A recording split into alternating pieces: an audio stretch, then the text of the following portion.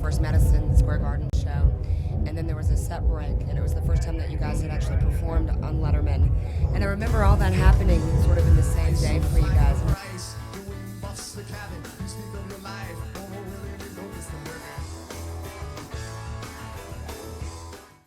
And I remember all that happening sort of in the same day for you guys, and it was really overwhelming because in a very short period of time, you guys went from, you know, the Gunnison Gym to Madison Square Garden. What was that like to go from that stage so quickly? And what would you tell people today, like Robert Randolph, who went from a church a year ago to playing in Madison Square Garden? How do you handle that change so quickly? Anything that I could say to Robert Randolph, it would be, can you show me how you do that? Whatever the heck he's doing on that thing. Yeah, so that would be, if I got a chance to have a conversation with Robert Randolph, I'd probably be mining him for musical secrets. But in terms of your question, you know, it never felt all that fast to us. Maybe it was in retrospect, but at the time it seemed fairly natural. And I think it's one of those things where it's not until you look back that you realize kind of how lucky you were. You know, I mean, playing at Madison Square Garden is, to me, nothing like that. I've played in so many places now all over the world. There's nothing like Madison Square Garden, no matter what anybody says. I mean, you feel like you're in the center of the world. You're in the greatest city, in the greatest venue, in the greatest country, in the greatest planet of all 9 of them.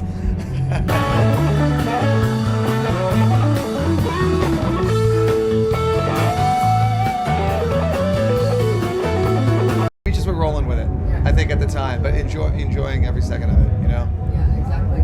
It's funny, too, because... Get a little closer. Okay. No, the mic.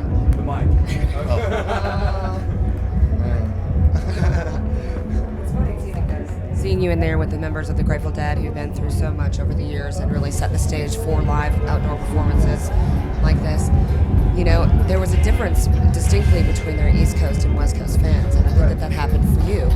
Bonnaroo is obviously a mix of people from all over the planet, from all different genres of jam bands. Some are totally behind the Disco Biscuits, other people like Panic, other people are into string cheese.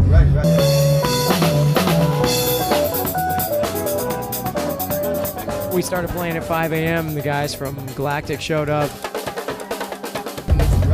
And what do you think about this whole community just converging together? It's really cool that it's here. Yeah. Specifically, because I feel like the South, when you mentioned Panic, you know, I feel like there had been a lot of action, at least with Phish, in the Northeast, and even in Red Rocks in Colorado, and then some of the San Francisco, and I've done festivals out there. But I love playing in the South, and I think that by having it here, you did get a whole, I'm sure there's a cross-section of people from all over the country, but that you got a proliferation of Southern fans who I've always loved playing in you know, in this area. And in Atlanta, you guys have really kicking Atlanta, and then in like Asheville, you know, we always try to play Asheville at the Civic Center on any tour I do, Oysterhead or Fisher, and you know. I just was on the phone with the guys from Widespread about a week ago, just talking about this, and obviously they are the kind of heart and soul of this area and this kind of music. Absolutely. And I think it was for this summer, for this to be the event, I think there's something very cool and kind of new about it, that it was in this area. I agree.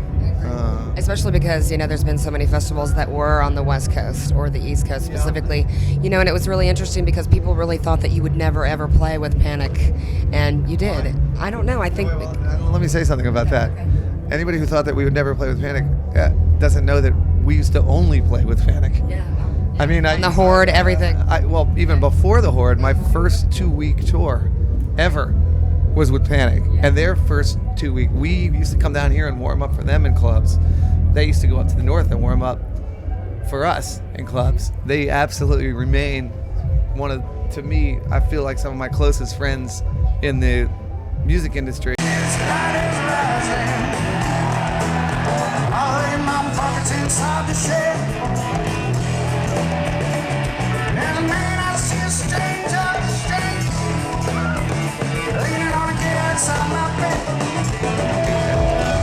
Probably just about the coolest group of people that I'd ever played music with.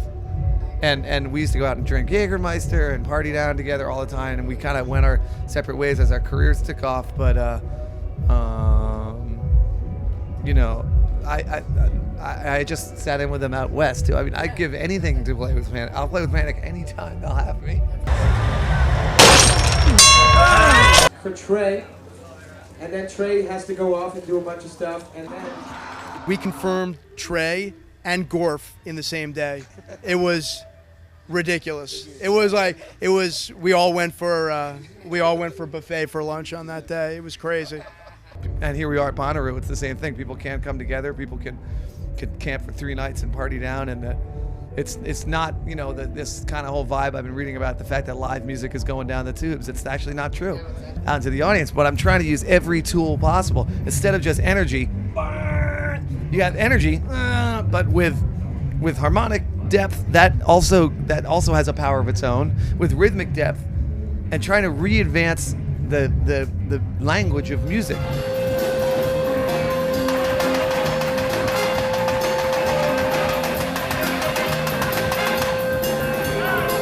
My dream throughout my life is if I could add a tiny little thing to the stream of popular music, it would be to put a little bit of that back in. I would like to, if I can in any way, help move music back in that direction, and then primarily to create a live show that's just an explosion of joy.